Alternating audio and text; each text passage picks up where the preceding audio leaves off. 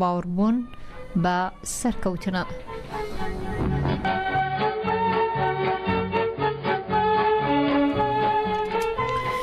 لە شارۆچکەی گەلاری ناوەندی ئیدارەی گەرمیانیش سندیکای کرێکارانی کوردستان لەقی گەرمیان لە مەراسیمێکدا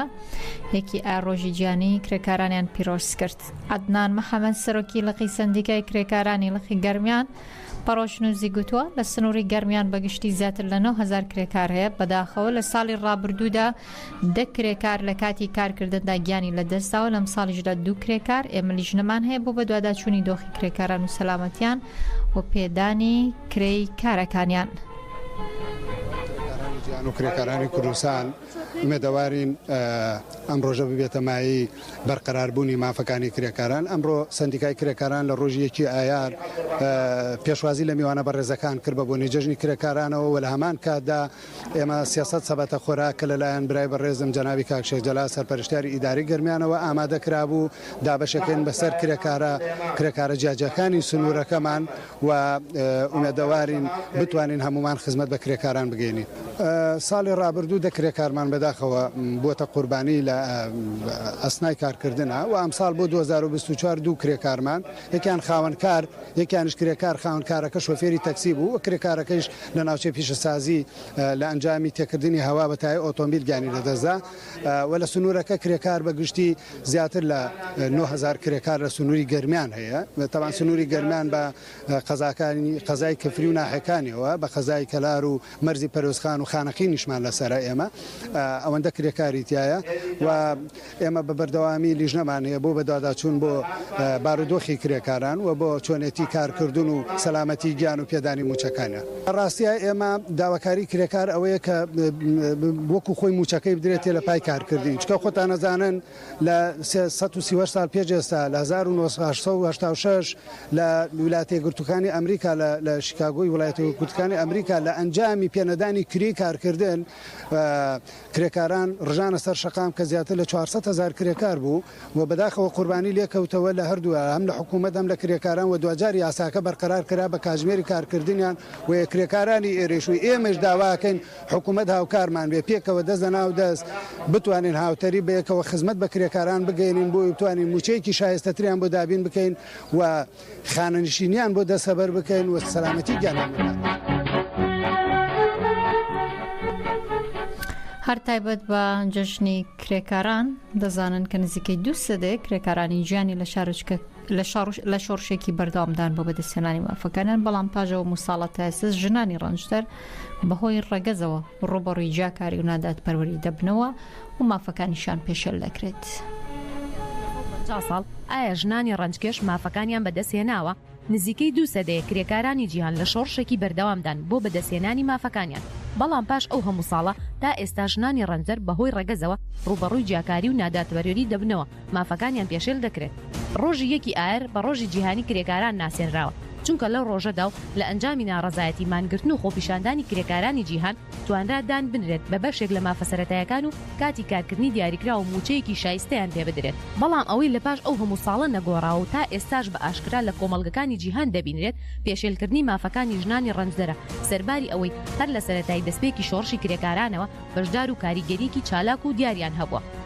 لە جیهاندا تا ئەمڕۆ ژنانی ڕەنجکێش داوای مافەسەرەتایەکانیان دەکەن وەک پێدانی موچەی یەکسان و دەرفەتی کاری یەکسان، بەڵام ئامار و توێژینەوەکان ئەوە دەردەخەن ژنان دەبێت 135 ساڵ بەردەوام تێبکۆشن تا دەگەن بەو مافانەی ئێستا دراوە بە پیاوان. ئەوەش لە راپۆرتی ساڵانەی کۆڕبەندی ئابووری جیهاندا بۆ ساڵی 2023 بژڕاست کراوەتەوە. هەروەها توێژینەوە زانستیەکان باز لەوە دەکەن جیاوازی موچە گرفتێکی سەرەکی کارکردنە بۆ ژنانی ڕەنجکێش، چونکە لە وڵاتانی ئەوروپا و بەریتانی و ئەمریکاش لە دامەزراوە گەورەکانیشدا ژنان بەهۆی ڕەگەزەکەیانەوە موچەیەکی کەمتریان پێدەدرێت کە ڕێژەکەی لە 2.6 تا لە 20دا دەبێت بەراورد بە پیاوان.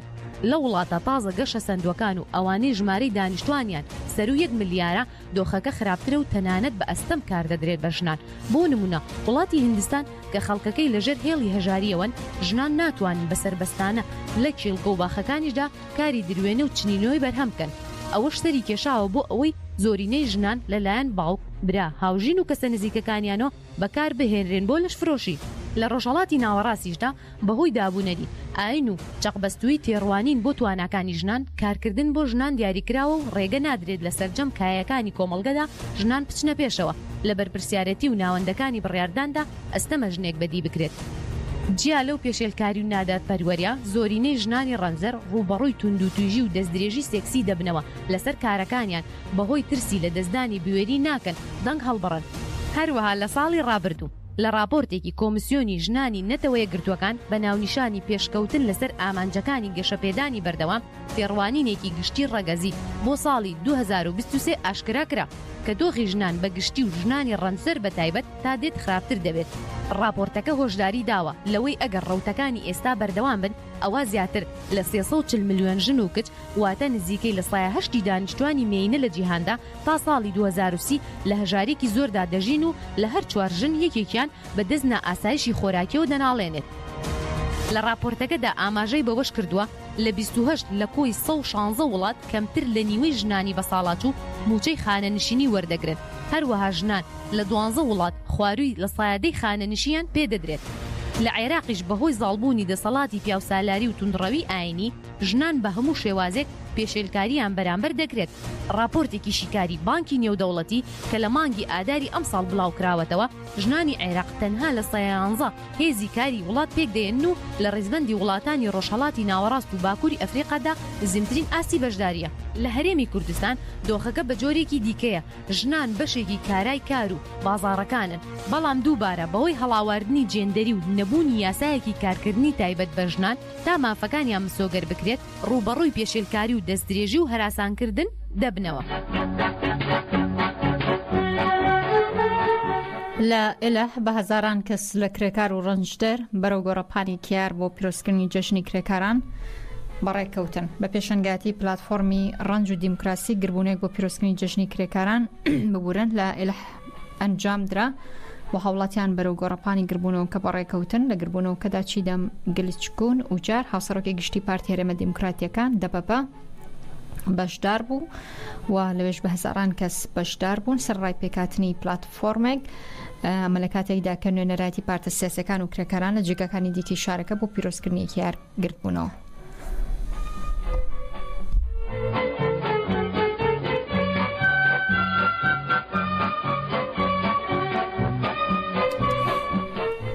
هەرێمی کوردستانێکە لەو ناوچانەی گیان کە بە زۆنێکی ڕەش بۆ کاری ڕۆژنامەوانی دادەنرێ بۆی پێشێلکارەکان بەرامبەر بە ڕۆژنامە نووسان.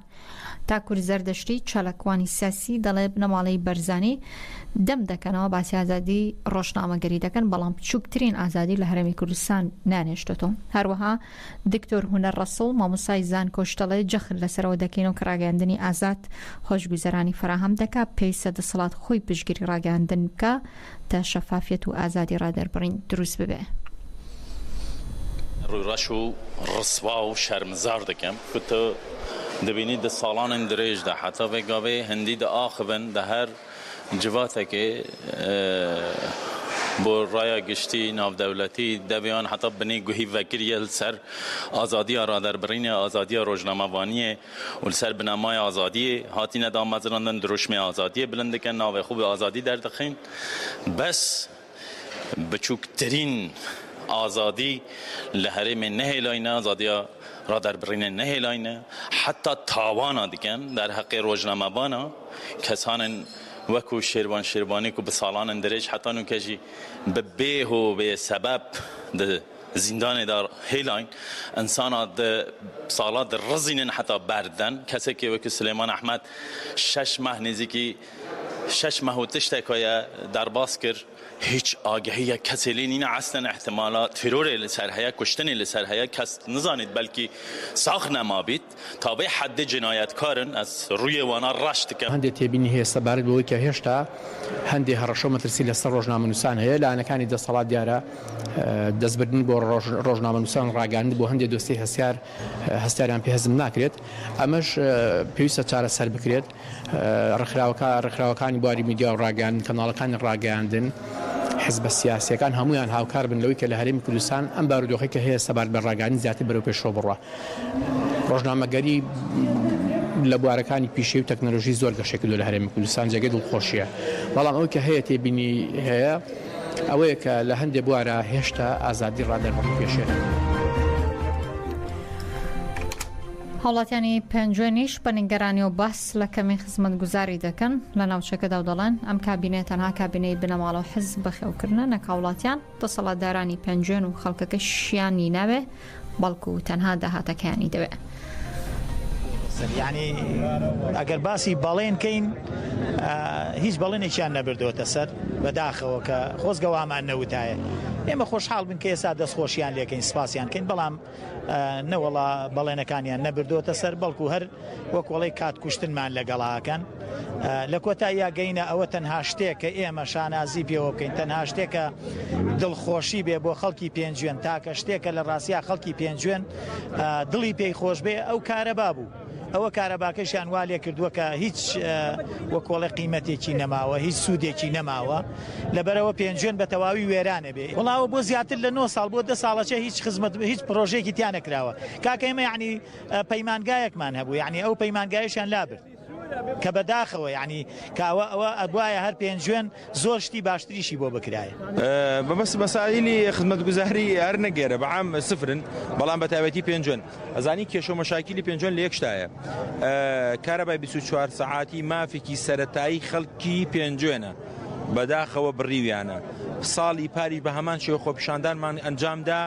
بەڵێنیاندا بەڵێنێکی بەڵام بەداخەوە بێبنەما دەرچوو دوای چەند مانگ بەردەوام بوون دواتر دەستیان کرد بە بڕینی سەعات 2 سەعات ماوەی 4 سەعات لە ڕۆژێکە کارەبا ئەبڕن بەڵام لە بێمنەتی و بێبەڵێنی حکومەت و کاربەدەستانی حکومەت ئێستا داوای خزمەتگوزاریەکەین جا داوای ئەو ڕێگەوبانە ئەەکەین کە ڕێگەی مەرگە گیرمان خواردووە ڕۆژانە مەرگی ئازیزانمانە بین بە چاوی خۆمان داوای خزمەتگوزاری بۆ ناو شاری پێنجێن ئەەکەین کە نزیکی ماوەی 10 ساڵە هیچ خزمەتگوزارێک لە قەزای پێنجێن ئەنجام نەدراوە پێنجێن کەم و کوڕی زۆرە دەسەڵات بە تەواوەتی پێنجێنی هیمال کردووە نە پێنجێنی ئەوێ نە هاوڵاتیانی ئەوێ دەسەڵات بەس تەنها داهاتی هەردوو مەرزی باشماخ و سێرامبەنی ئەوێت ئەگینا بێمنە